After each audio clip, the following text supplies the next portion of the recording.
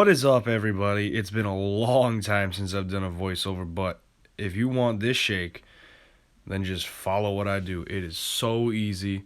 I'm talking about the first shake from the first segment there. So first, you just want to get your clip, basically the original one in Video Star, by the way. Go to multi-layer. Definitely something you want to buy. You can't do this for free. I'm sorry. Just pick up a $10, $15 iTunes card or whatever, and just buy a multi-layer and just kind of follow what I'm doing here. Right now, I'm just scaling up the clip, and then I set all the values to 0 at the end. And then I just messed around with some stuff, as you can watch me do it in the beginning.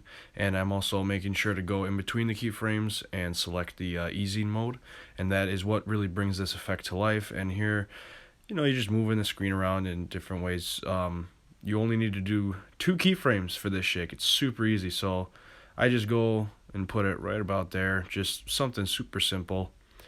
And just mess around with that easing settings a little bit. So here I just pick one of these 6.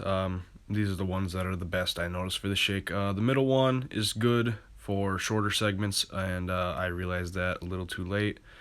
And then I test, but you can test it out whatever you like. I decided to go back and choose the crazier elastic out, or whatever it's called.